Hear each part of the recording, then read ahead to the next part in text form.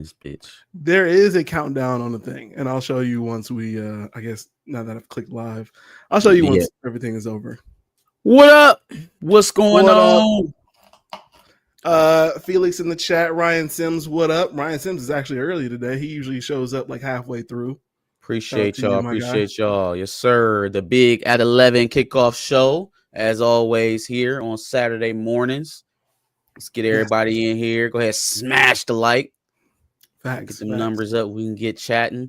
It's a rather well, I was gonna call it interesting, but not so interesting week of football this week. It's an interesting weekend in sports. But a lot of things going on.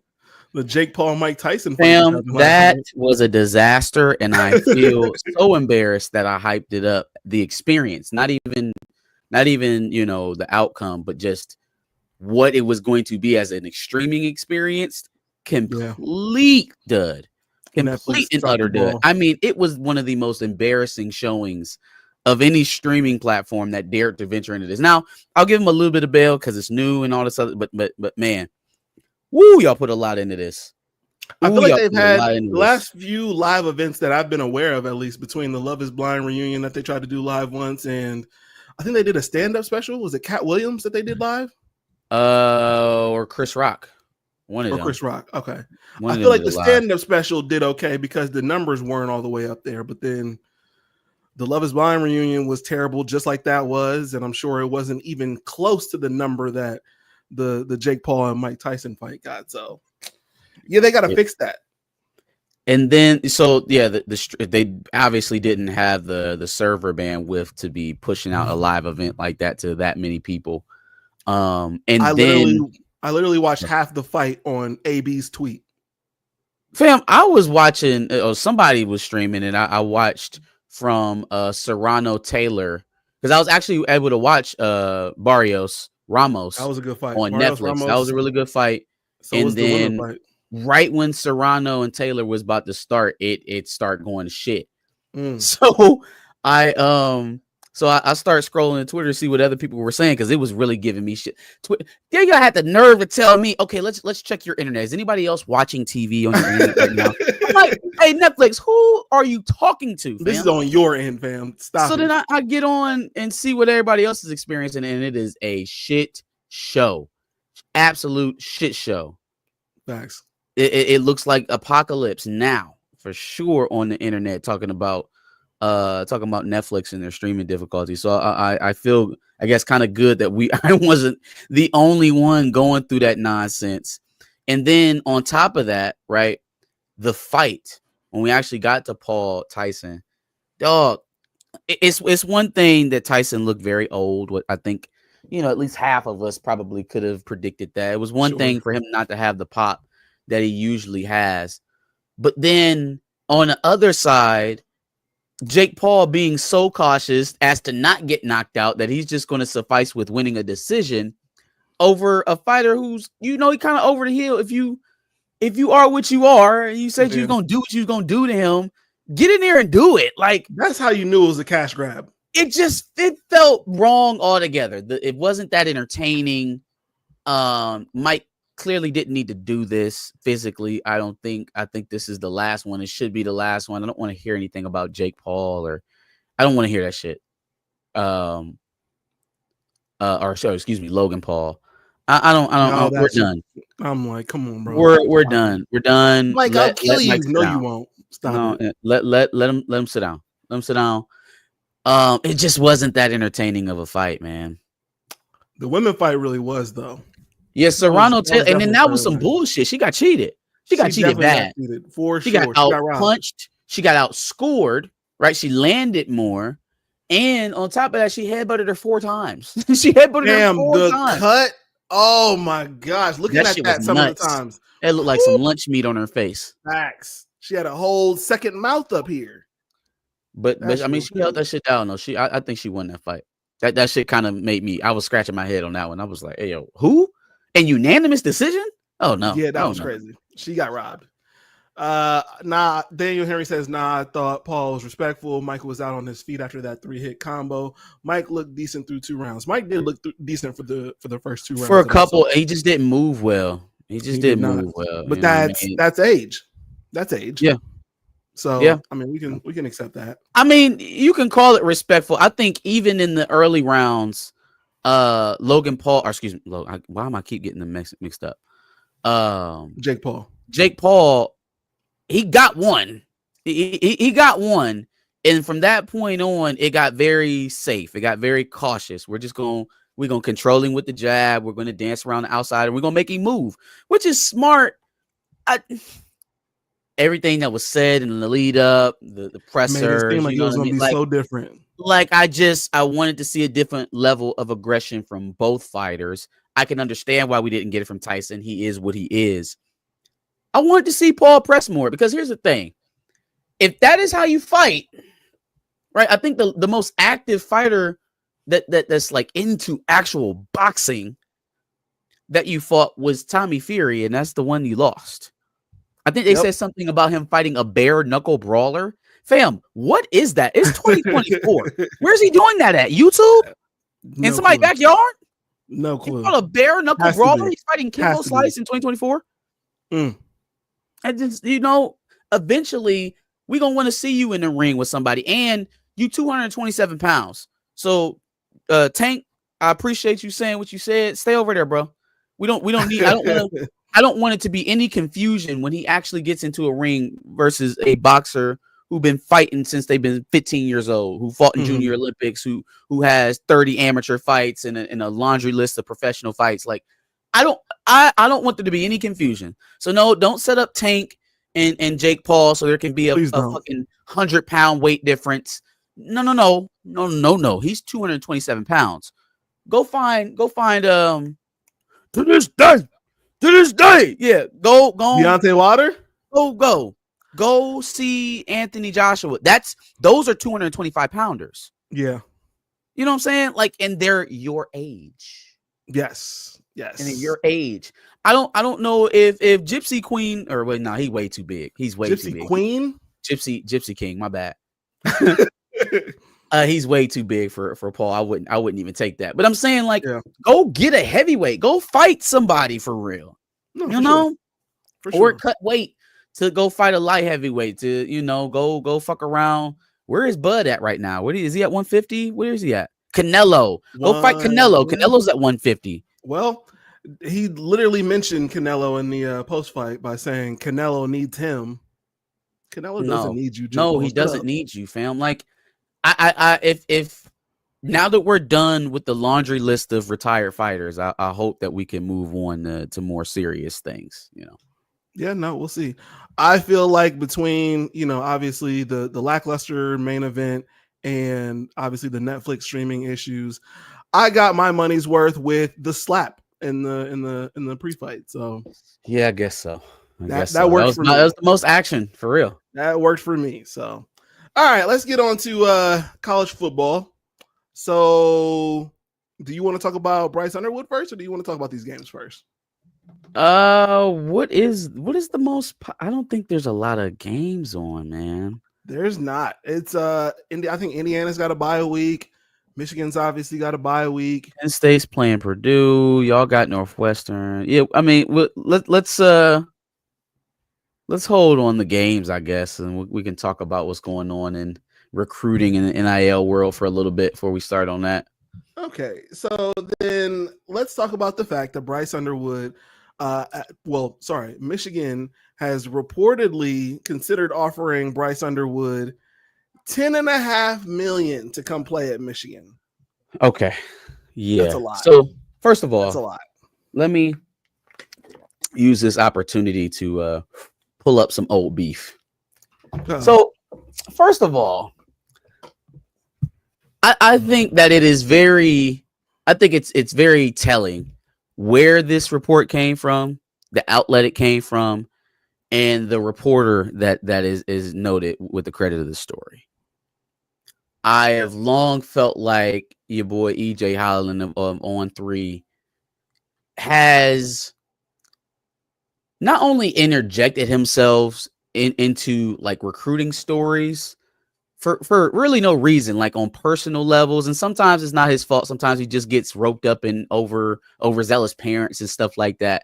But I really feel like he goes out of his way to add a personal tinge to his stories.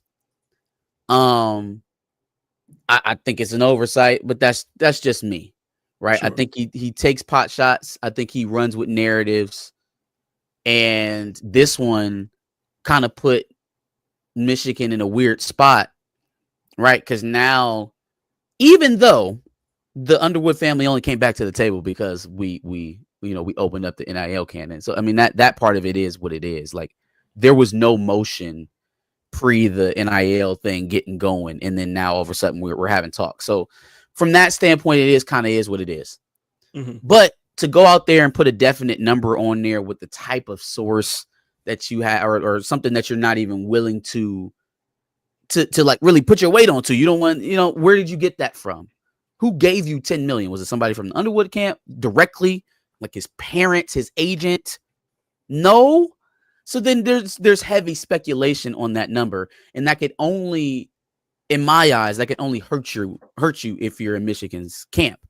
So if you want the Michigan beat and you don't have a definite number on there, there's ways that you can point to it without directly saying it. It's north of 5 million, north of 7 million. You can be very, very vague in the way that you're talking about it. Throwing Absolutely. A $10.5 million number on there, even if it's over 4 years, you're putting dollar signs on the front of this kid's face and telling the masses that that's all it's about. I feel like it was irresponsible, and it's not the first time either. I can remember personally getting into a back and forth with him when he was going through his Mike Hart thing, where like every guy that Mike Hart recruited was dog shit, and he wasn't really supposed to be on the roster, and he's a lazy recruiter, and all this other shit, and all the fawning over Tony Alford and his recruiting and comparison and all this other stuff is like complete dissonance to anything that's happening inside the room or on the field. Just all about recruiting and running this man's name through the mud. Yeah. And I literally gotten back and forth with him about it one time. I was like, yo, you can have a critique over his recruiting. I understand that's your job. You're a recruiting analyst. You don't cover football, not on a week-to-week basis. Hell, your recruiting analysis comes off of an amalgamation of information. It's not off of your eyeball. You are not watching film off of each and every one of these athletes and then going and contributing towards their ranking. No, they take a few of you out of the area. Yeah, they take a few of you out of the area. A couple of you might have seen them in person. You might have watched a little bit of film on them, but it is mostly narrative. They're writing stories. They're doing social media for high school football is essentially what's happening. And they paint themselves as experts. See, I don't call myself an expert because we do what we do here. It's commentary, right? You can call it analysis to a certain degree, but that comes with a level of expertise. Yeah. If you don't know enough to incorporate the on-field part of football into your analysis of a coach, that kind of tells me about what your overall thought process of the game is in general. But I think that's kind of how he is. I think he really put a thorn in their ass, because it's like, all right, well, look, man, we don't want y'all painting us as like money hungry or you know what I'm saying? Like, if we're gonna come, we want to be wanted, but not like, we going to the highest bidder. You're not auctioning us off. So I understand the trepidation. I think that's what led to the response. If you go back a couple of years, this is literally what happened with Jayden Davis. Jayden Davis nearly got turned off to Michigan because of the same guy. Because of the same guy putting out false reports about his recruitment. Oh, he's waffling on his date. He may not go to Michigan. He's looking at Clemson. Ryan Day and staff are circling back around after the was it Raiola? Yeah, after the Raiola flip. Same type of stuff. It nearly blew up that recruitment too. So I just feel like there's a more responsible way to go about these things, and he didn't take that route. Now, is it over? Sam, it is November 16th. Yes. So not December 4th, right? You and Daniel Henry seem to think that he might still end up in Michigan. So If that's even the number, Daniel, yeah, if that's even the number. But my whole thing is the biggest thing in that recruitment, or whether or not he was coming, hasn't played out yet. And that's whether or not Joe Sloan goes to East Carolina. He can say whatever the hell he wants to say now. But if Joe Sloan goes to East Carolina, okay, so now what? Because all of that, oh, well, you know, I wanted to be recruited. I want to be developed as a quarterback by Joe Sloan and Brian Kelly. Joe Sloan's not there anymore. What now? Yeah. What now? On top of that, I am telling you, and he will find out if he ends up at LSU, the Brian Kelly experience is overrated, man. It's overrated, dog. What is who's the quarterback that he built?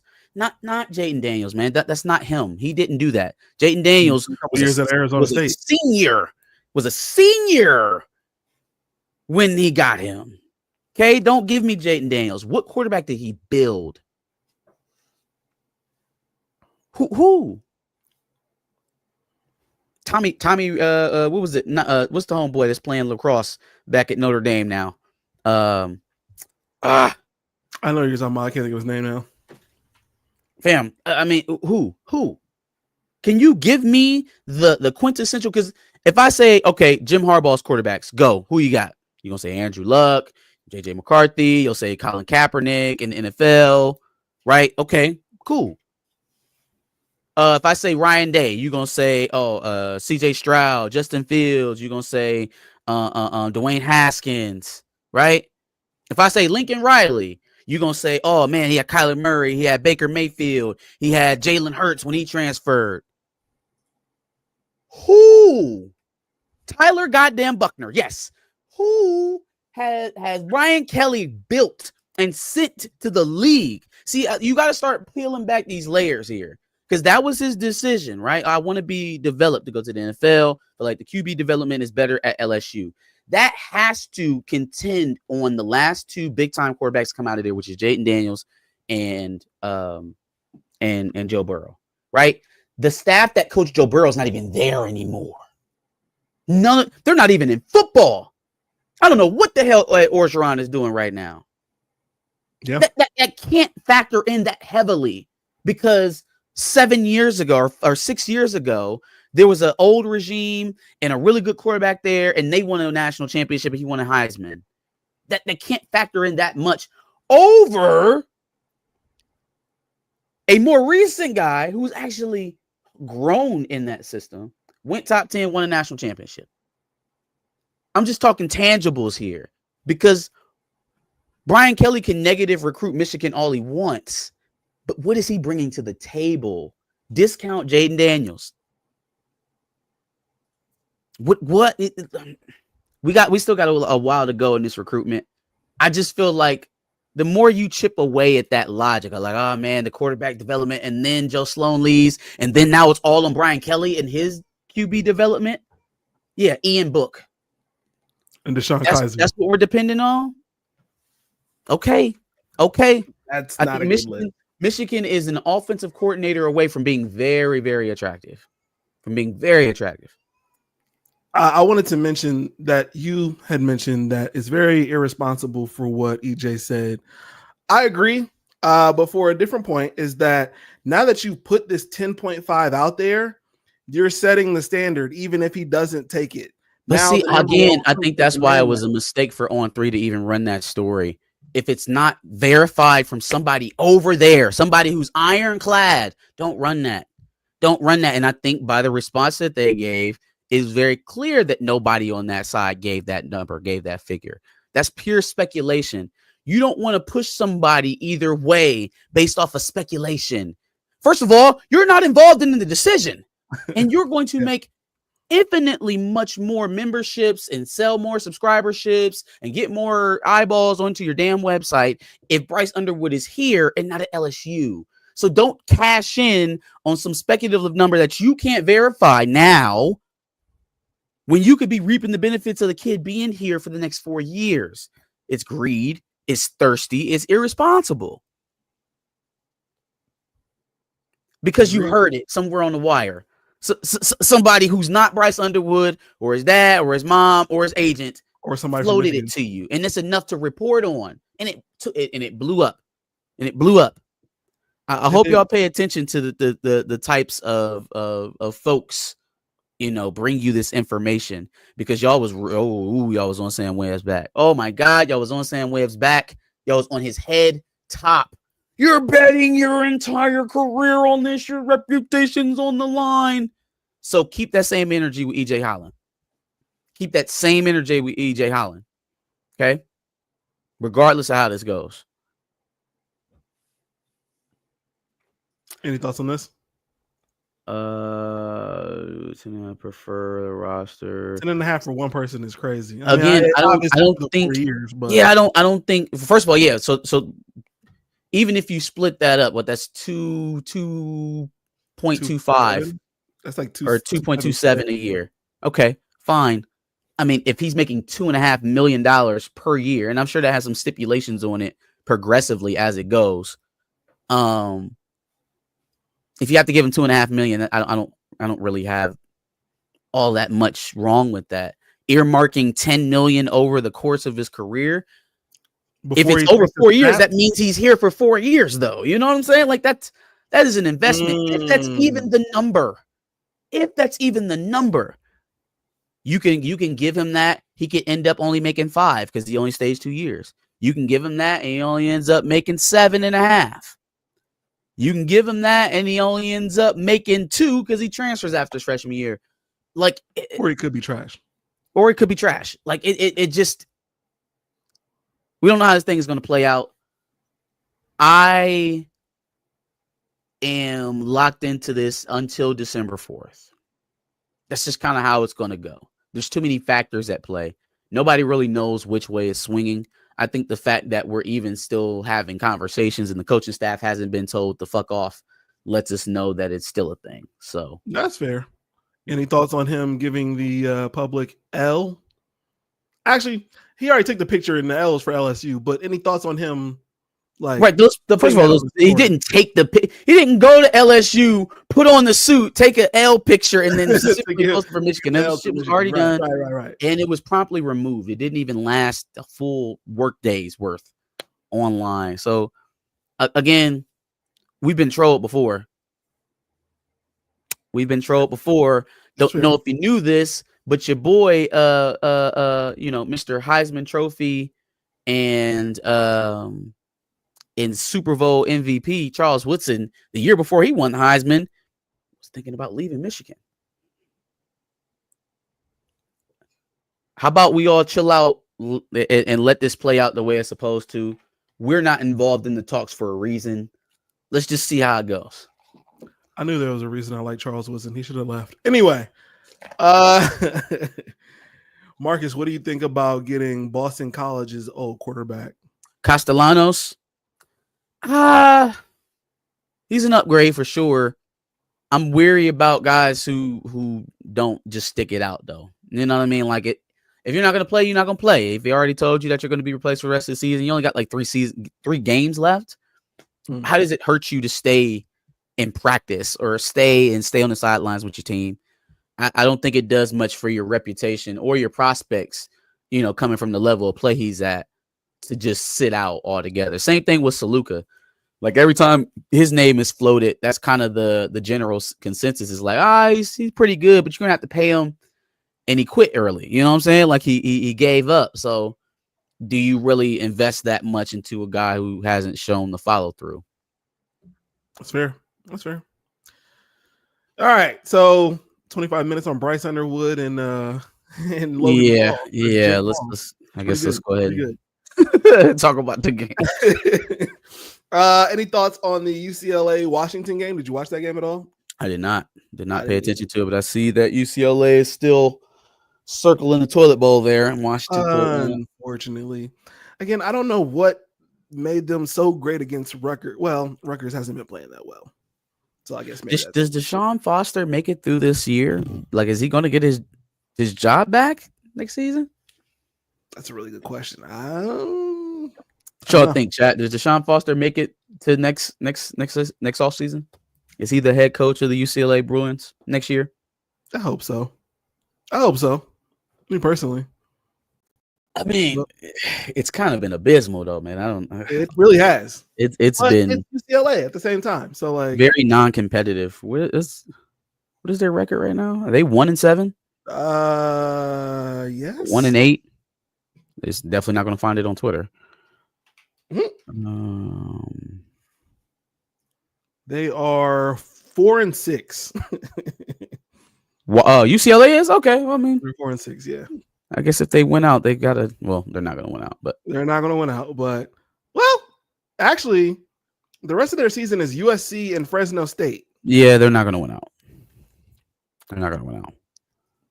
They got USC at home. Fresno State, I think, is better than them. Okay, it's possible. We would just again need to see. I don't know what it was about that game. They looked like they were firing on all cylinders for one game, to me at least. So I don't know. Maybe I was just upset because I put Rutgers in to beat them, but I don't know. Okay. The first game that we've got, first of all, 12 o'clock. You got the boys versus Northwestern on Wrigley Field. I'm not going to lie to you. It's just another game before the Indiana and Michigan game. So I'm not expecting any crazy fireworks at all in this one. I'm expecting us to get out there. Maybe we underperform a little bit potentially, but it's still going to be. Maybe we underperform a little bit potentially. That's crazy. No. But it's still going to be. But for us, underperforming and still beating them by 4 scores. Okay. You know what I mean? Like if we come out and beat them 28-0, people are going to be upset and say we underperformed, but we still. You know what I hate about this? So Northwestern is sitting at 4-5, right? And y'all play them this week. That's most likely going to be an L. So that means next week, coming off of our bye, Northwestern is going to be desperate to try to keep themselves bowl eligible against us in a game where we also need to become bowl eligible. Yikes! Oh, I hate everything about this setup. Yeah. I hope they upset y'all because then they'll be nice and fat off of that win. They'll be bowl eligible. You know what I mean? I don't see that happening. Oh no, they won't be bowl eligible. They'll be 5-5 at that point. 5-5. But they'll be nice and fat off of that win. They'll be like, "Oh man, yeah, we beat Ohio State. We're great. We can beat Michigan," and then they have a letdown. If anything, that destroys that logic because if they lose to us or if they beat us, they still have to beat y'all to get bowl eligible. So they'll still be. Yeah, I'm saying if they beat y'all, they will have expended all of their emotional, rah-rah that they can, we can do it. You know what I'm saying? They will have expended it all on y'all. Yeah. Will they? Because then they can go into it and be like, we just beat Ohio State, potentially, knock on wood. We can go in and beat this lackluster Michigan team. It doesn't usually work like that. When you're a bad team and you have a huge upset win, you don't usually follow it up with beating another great team. That's just not how it goes. If you were good like that, then you wouldn't be 4-5. Who's the great team? Okay, not great team, but better team than you. Oh, I mean, are they better? They're better by what? A game? We're better by talent alone than Northwestern. Oh, okay. Do you think Northwestern is a quarterback away from competing? Is that what you think? No. Is that all it is? They're just a QB away from being where they should be in the Big Ten? Because that's what we're talking about right now with Michigan. Like, if there's a quarterback that the offensive coordinator can call competent plays for, then, we're a competitive football team. Is that what you're saying about Northwestern? No, I'm saying Northwestern got rid of the car washes, and so now maybe they can come in and. Oh, I could have lived the rest of my life without ever remembering that. I'm could have gone the rest of my life without ever hearing that ever again. They got rid of it, so now they're coming to put a whooping on y'all. We got a couple questions. Somebody asked me a question up here. Hold on. Larry Ball. Well, I think about Zeke moving to outside corner next year. Depends on what we got coming through the pipeline at nickel. If they get a proven nickel in the portal, then maybe I could see it. He's actually impressed me a little bit. From what he was doing in the slot, he plays much better on the boundary. Much better on the boundary. Hell, even when he's playing to the field, he looks better than he was coming out of the slot. He's making some plays, so I could see that. I could see that physique. Boy, Boxing Maniac been pitching this for a minute. Moral victories. I've been seeing the comments. Okay. What up, Boxing Maniac? Appreciate y'all. Y'all make sure y'all go watch him and Maze Madman. They do, live reactions after all the games. They got the call-in show, so y'all go check them out over there. And for context, I wasn't celebrating a moral victory in that conversation with Johnny. I was just stating that, yes, in that case, we had only lost by 1 to the number 1 team. That's a loss. As opposed to, I can't even remember who the other. Yeah, but it was like Texas had lost to. I remember when we used to lose those heartbreaker games and end up 10-2 at the end of the year, and y'all be like, "So what, bro? You didn't win, bro. Moral victories, bro. Who cares, bro? Y'all got close. Hand grenades and horseshoes, bro." This is simply comparing performances. That's what that was. Otherwise, I wouldn't have taken that. But no, y'all do that kind of constantly. Y'all do that with the Georgia game. Y'all do that with the Clemson game from a few years ago with Justin Fields. Y'all do that a lot where y'all have these nail-biter losses and be like, "Oh, but we was right there. We was right there." Okay, so if I admit that the Georgia game was a moral victory, what I was doing with Johnny was simply comparing performances with Texas and the teams that Georgia lost against and all of that. So okay. I'm just adding context. That's all. Fair enough. Deshaun Foster talk. That's why he's coming back. They're 1 game off Michigan and they've been trending up. Foster is coming back, and you got to give him more than a year at UCLA. Fair enough. I was just wondering. Northwestern won't score more than 10 on Ohio State or Michigan. That's a likely possibility. Yeah, I mean, if we're playing the number, sure. Any given Sunday. And y'all like to play with your food.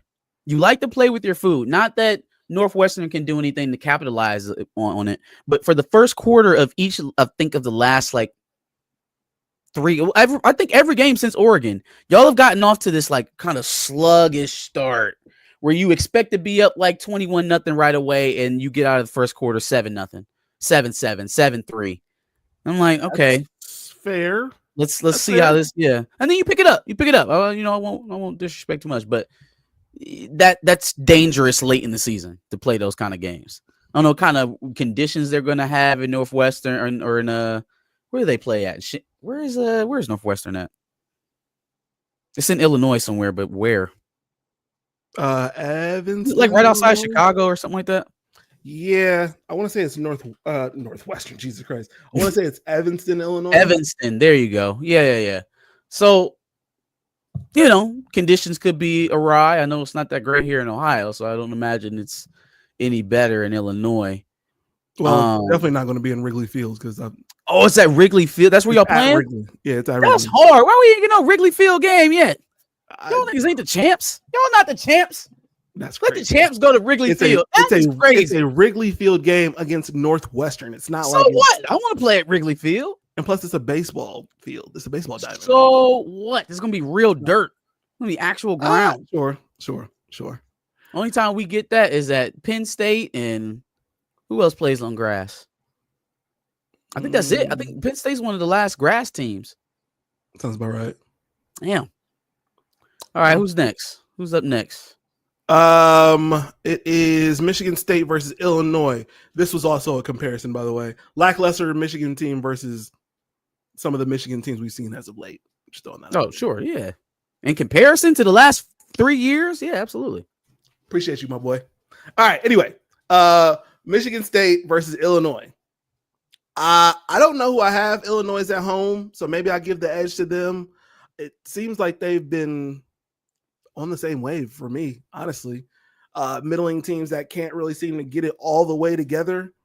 I guess I give Illinois the edge in that game, though, because Illinois has looked better throughout the season. I think it's more because Michigan State is a little bit inexperienced. And, Aiden can throw an interception here and there. Their game starts at 2:30. That's an odd start time. Very odd start time on FS1. Yeah, give me Illinois over little brother. I see them going 7-3 here this week. Michigan State. I think we may have overestimated the Jonathan Smith experience. Not that I expected them to be much better than what they are right now.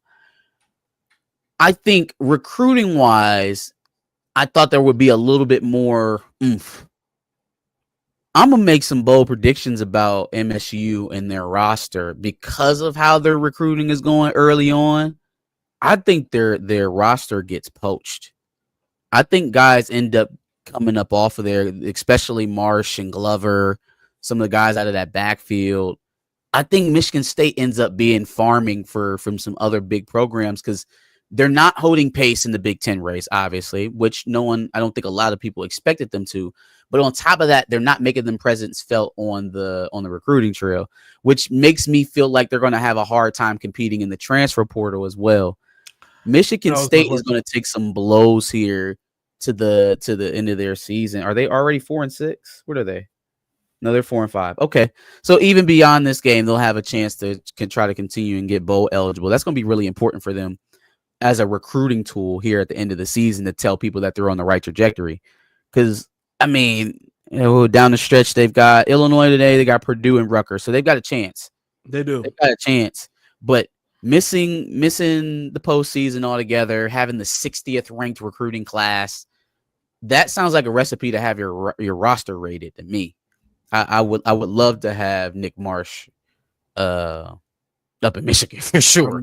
And more Glover. I would love to have either one of them. So I'm hoping that's the way that they go, to be honest with you. Yeah, I was going to say, that was my question, is that if their team is getting poached, would it behoove Jonathan Smith to take some cues from Tuck and get in the transfer portal? They're going to have to do work in the transfer portal. I just don't know how competitive are they going to be, right? Yeah. If you're not hot on the recruiting trail for the younger talent, why are older, more proven guys going to come to you other than playing time? Like, if that's all you have to offer them, it's not the worst place to be. I mean, you can come to Michigan State and potentially compete if you're good enough, if you're from a smaller school.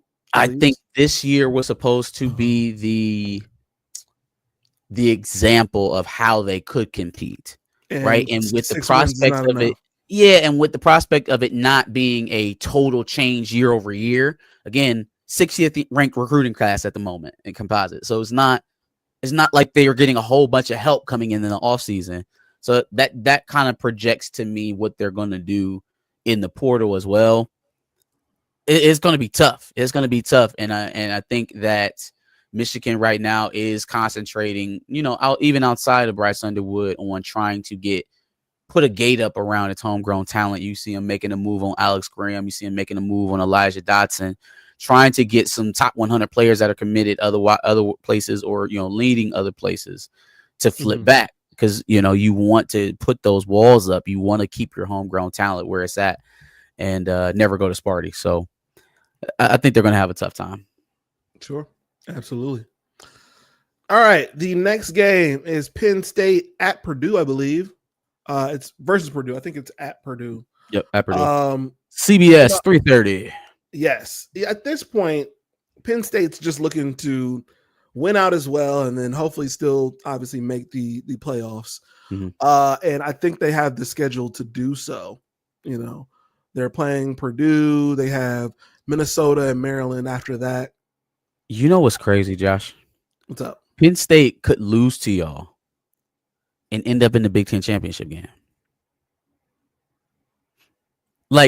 So Franklin, for all of the bemoaning we have about him, which is all valid, all of it's valid. He's a goober of a coach. And if he ever had to actually beat Ohio State or Michigan and make it to the Big Ten championship, it probably would never happen again. Absolutely. But it just so happens that he has the perfect alignment, doesn't play Michigan this year, which thank God, they probably would beat us this year. Doesn't play Michigan this year, doesn't play Oregon in the regular season, loses to Ohio State, but that's the only game they lose for the rest of the season. They go 11-1 and get to the Big Ten championship and maybe potentially play Oregon if they don't lose the rest of the way. Okay. Yeah.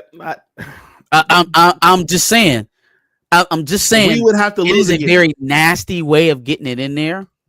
But you look at Indiana, right? They've got to beat y'all, obviously, to stay in contention. Oregon is out in front. They're in the pool position. Obviously, they're undefeated, so they're not going to lose enough to be affected at all. You're really looking at Indiana, Ohio State, and Penn State vying for that second spot, and then the next person being in that large bid. The latter of those three being totally left out. So it's going to be some very funny math here at the end of the season. Which one? What are we talking about? For me, this entire hypothetical. Okay. For me personally. So Oregon, it requires us to lose again. Oregon. I said potential. Thank you. I said potentially.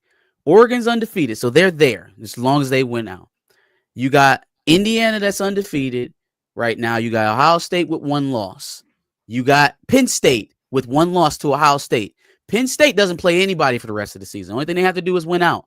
If Ohio State slips up to IU, Penn State is in the Big Ten championship, and they could have lost to Ohio State.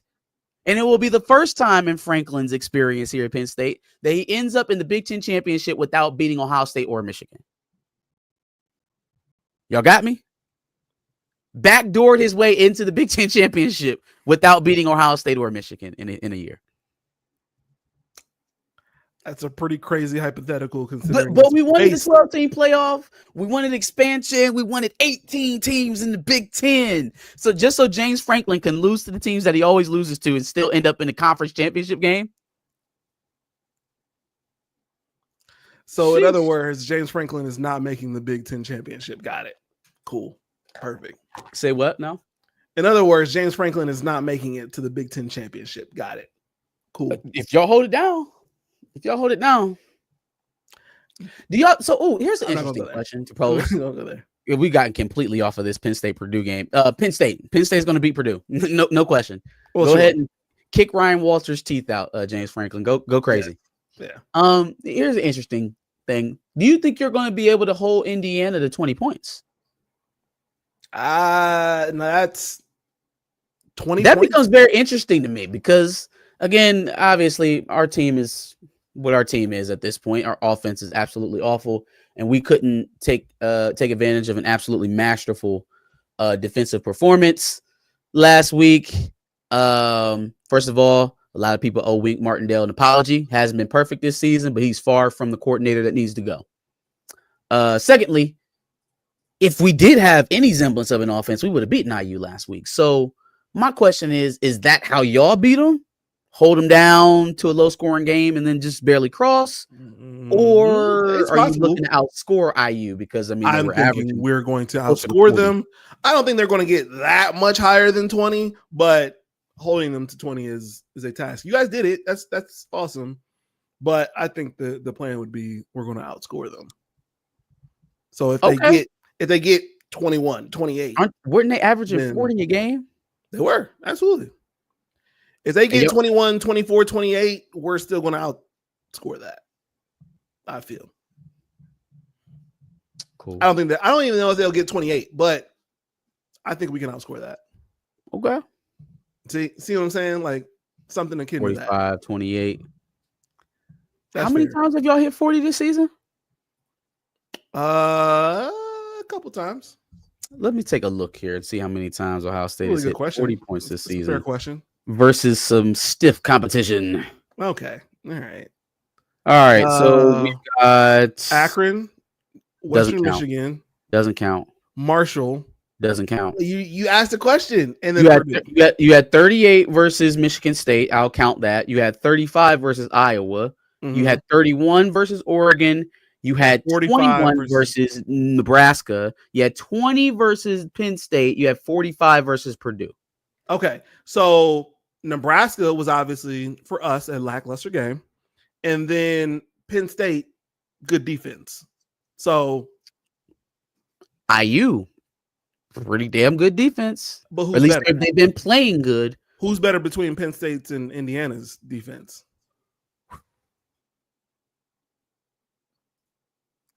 And we're talking a Penn State game on the road versus Indiana game here. I don't know, man. There's so many transfers on IU. I'm not saying they're bad. I'm just saying it looks a little bit better. I actually like IU's interior, CJ West and those guys more than I like Penn State's. I don't love that they moved Abdul Carter to D end. The man's played 3 different positions in 4 years at Penn State, and it's all crazy. Because it's where they've needed help each point in time. It's just never really suited him in his career. I don't know, man. That's Oregon, because the DJ's little brother was getting off too. Who's that? In Oregon. Oh yeah. Uangalele. Yeah. I don't think Indiana has a pass rush quite like a Penn State, but I think their back end is a little stronger though. They have different strengths. The edge is stronger at Penn State, but the interior I think is a little bit stronger at IU. I don't know, man. Like, it really surprised me how much we were able to hold them down last week. So it caused a lot of things into question. And then if you guys aren't able to hold them down, I don't know. And then at that, okay, so the interior is better at Indiana. Has the interior faced anybody like 100% Quinshawn and Travion? But then you guys are massaging offensive line as well. It's not like that's a dominating point for you. Carson Hinsman is nursing injuries. Shabula nursing injuries. Could be an X factor. Kind of been playing out of position. Like, you got a lot going on. Well, you said the edge wasn't that bad or that good, so then that's why Donovan playing a tackle doesn't. But Carson Hinsman would be, to me, an X factor in that. But he's been looking good. We'll see, man. We will see. But yes, Penn State over Purdue. Okay, what do we got next? I'm waiting for this scroll bar to keep moving. Nebraska versus USC. Mm-hmm. That one was a tough one for me, but I think I still see Nebraska pulling it out. It depends on how good Raiola looks to me, to be honest with you. So we've got a QB replacement at USC. They set Miller Moss down. They're going to go with They sat him down. Is he injured? No, he benched him. For what? Why? I personally don't think that Miller Moss is the problem. I mean, they got to switch his offensive line, inconsistent running game, a head coach that only wants to call offensive football. Like, I don't think Miller Moss is the problem. But yeah, they benched him for what is dude's name? What is his name? Transfer from Arizona, I think. I got nothing. I'm sure Chad will tell us here in a second. But that sounds to me like a Clemson getting rid of homeboy.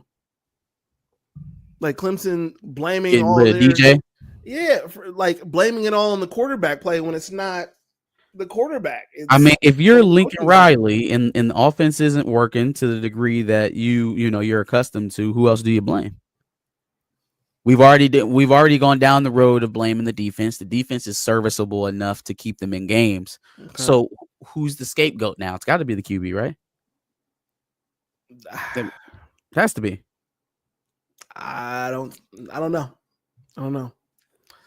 USC beat Maryland last week. That was a few weeks ago, but Maryland, I think Maryland won that game. Team Up North getting Miller Moss in the transfer portal next year?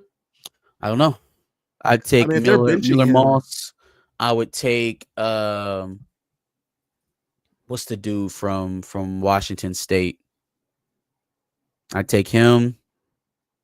Is dude from Kansas, Jaden Daniels? Is he a senior? Is he graduating this year? I would love to have him. It's not Jaden Daniels. It's it's something Daniels. Something it's not Jaden Daniels at Kansas. Kansas. Nah, come on. Give me the name. Jalen Daniels. Jalen Daniels. There you go. What year is he? He is a redshirt junior. Oh yeah. Go get some of that. That's in my eyes, that's another Cam Ward right there. I would like to have me some of that. I take him. I take Miller Moss. I take dude from Washington State. That's about it. I don't really like the dude at Liberty all like that. Can you really be a chooser in this situation? Yes. I think you can. Yes, we're firing the money cannon. So yeah, we can choose. Somebody gonna take it. Somebody's gonna take it. We're playing the game now. Somebody's gonna come. Okay. Yeah, that's fair. That's fair. You guys are getting into the NIL deal. Okay. So then, all right. With your wallet, I guess you can choose. Sure. Mm-hmm. Yeah. No, USC. That's who people should be picking players from, because they've got good players. They're just not performing. Yeah. There actually has been whispers about a certain player from that roster, or was previously on that roster, is no longer on that roster, but Michigan sniffing around.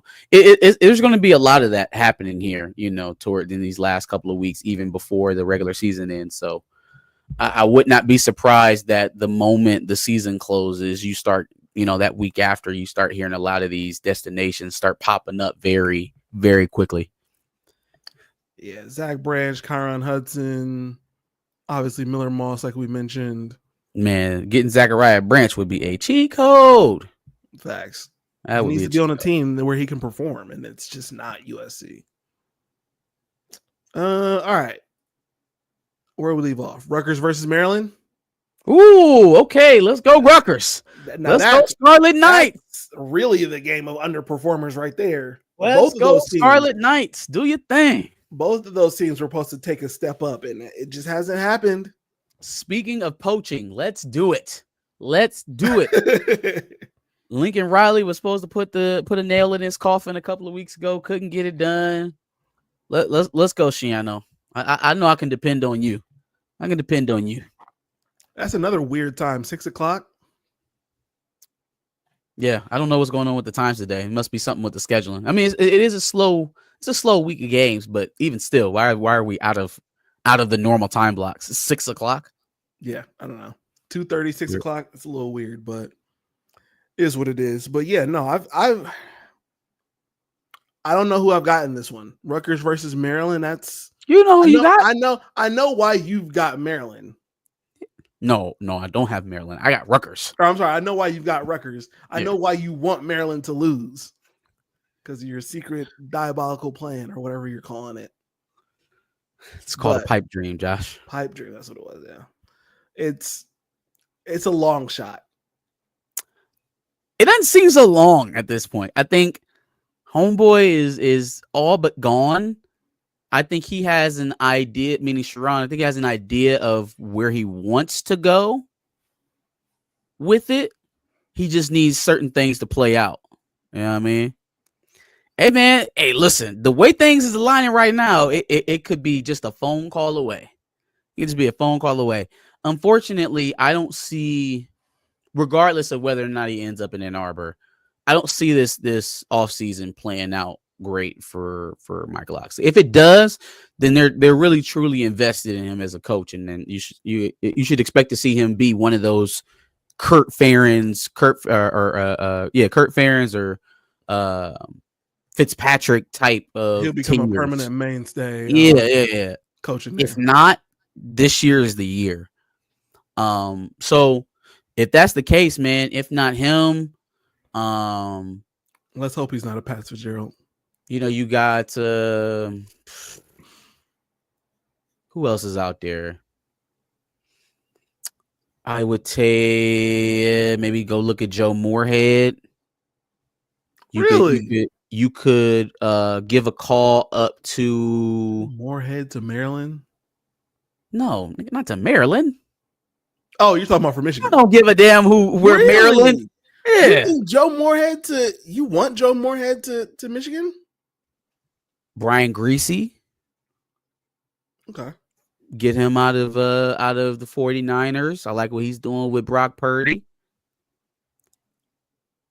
Could we pay enough to convince Homeboy at Northern Illinois to give up his head coaching job and be an offensive coordinator at Michigan? I mean, that would be an upgrade. It'd be an upgrade, but it'd also be like a career pause, because obviously Michigan's not your next head coaching spot if you do that. But I mean, you said Michigan wouldn't be your next head coaching spot. I mean, more than likely not. If Sherrone Moore is hiring him to be the offensive coordinator, he's not prepping him to take his job. They're pretty much the same age. Fair, that's fair. So, obviously you probably have to move on after that, but we could pay you. You know what I'm saying? And I like what Northern Illinois does on offense. I would think that would be a national look for you, because it's not a national look at a MAC school necessarily. So yeah, no. I mean, so many unknowns. We don't know what guys are going to get fired. We don't know what guys are going to be, have their staff cut. We don't know who's going to be available at this point. But that's where my mind is at. It's only a national look for a MAC school when they do things like beat Notre Dame. Right. That's the only reason why he got on my radar, is because he beat Notre Dame. Yeah. And I think I seen him in a couple other Maction games on Friday night. They were beating up on who was it? They were beating the shit out of him too. Was it Marshall? Maybe they were killing him. I don't know. Again, Garrett Riley. I think we could maybe get him out of Clemson. I know he doesn't love the no transfer portal thing down there in Clemson. He can't love it. I could do some Garrett Riley. Yeah, that's my short list right there. Not bad list. Mike Loxley, Joe Moorhead, Brian Greasy, Garrett Riley, homeboy from Northern Illinois. So we got a desired coach list. We got a desired. Well, I mean, I guess everybody should have a desired quarterback list, I guess. Oh, y'all thought I'm going to put an entire video together of Michigan's dream off season. I'm dead ass. I believe it. How they finish out through the national signing period, what they should get in the portal, what coaching changes should be made. I'm gonna make that all postseason. I won't do that, here and while guys are still cashing checks, but just wait on it. Good postseason content. Okay, fair enough. All right, last game, Oregon, Wisconsin. Is this the upset game? Oregon. No. Oregon. Is Oregon going to get upset by Wisconsin? They have. It's been quite a few weeks since we've talked about Oregon sleeping or, letting teams stay in the game, or Dylan Gabriel playing bad or having mistakes. It's been weeks since we said. I think they've worked out those jitters. They look like a legitimate number one right now. They're peaking at the right moment. At this moment, the Ducks are the class of the league for this year. Don't get too excited. I know they got real comfortable, but this year you have to tip your hats to them. They're the class of the league right now. I mean, I guess until we see them in Indianapolis and it's a different story. No. You know what's about to happen to y'all this year? Y'all about to get a taste of the medicine y'all gave us in 21. Well, I don't even know if it's gonna be that, because we still got to play this game, and y'all lost to Georgia in the playoffs. No, where it's like, oh, y'all Super Bowl is beating us, huh? Oh, y'all can't go on and win no natty. Oh, it's gonna be worse for y'all, because y'all might fuck around and not even get to the Big Ten championship game. Got to go and play here we go. The first weekend of the playoffs. You know what I'm saying? So like a poverty program. So no, I think we're going to have to play in the first week of. Wait, what? Like a poverty program, which would mean different. Which would mean that you don't have a first round bye, which would mean that you didn't win your conference. Right. Poverty. Because maybe we lose in the Big Ten championship. I don't think that's going to happen. Poverty. But no, not poverty in the Big Ten championship game. I mean, you're going to get one of the final so I'm talking 8 through 12, because you didn't make the Big Ten championship game and they just got to pick you to get in. Stop it. Penn State. That's not going to happen. All right. You know what? When it happens, I want y'all to clip this conversation. When it happens, just clip the conversation, because I'm going to be like, listen, I told y'all Penn State and James Franklin was going to backdoor y'all into this championship game. And I told you that Tennessee was a good defense, and they backed it up against Bama. You did, yeah. I gave you credit for that. You've been preaching the volunteer defense all season. They're good. They're good this year. I'm telling you, we're going to make it to the Big Ten championship. We're going to be in Indianapolis, and we're probably going to beat them in Indianapolis. Okay. Because it's hard to beat a team twice. Okay. And we travel well. So we'll be in Indianapolis. Haven't been there in so long. It's gonna be like, how we get there again? Yep. And when we get there, we're gonna show out.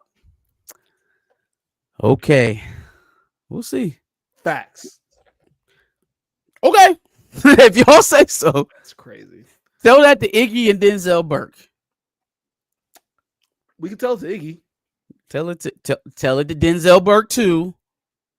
We can tell it to Iggy. Tell it to both of them. We'll tell that to Iggy and then tell him, hey, on this game, maybe not be so handsy. Just a tiny bit less handsy. Oh, yeah. He's definitely going to go from the most penalized defensive back in the country to not being so handsy. That's going to happen. Just relax for one game. For one game. Yeah. Just take it easy a little bit. Mm-hmm. And then we'll tell it to Jermaine Matthews. Okay. Hey, look, man, if y'all like it, I love it. We'll see. I guess we'll see. Anyway, any other thoughts on this week before we get into it? It's 12 o'clock. Yeah, I think that's it. They should be singing the anthem right about now. Go ahead, smash the like one more time before you get out of here. Make sure you like, share, and subscribe. Help the channel grow. Help us out. We'll be here every Saturday afternoon for the rest of the season and through the postseason. Doing a kickoff show. Make sure you follow us on Tuesdays as well. We post the 30-minute Rivals session. That's either with me or Josh. Me and Johnny, him and Johnny, some kind of pairing of that where we go through the rivalry week to week. Michigan wants us to lose so bad. That's a fact. I do. I do. It would make me feel better. It would make me feel better. It's crazy. Anyway, yes.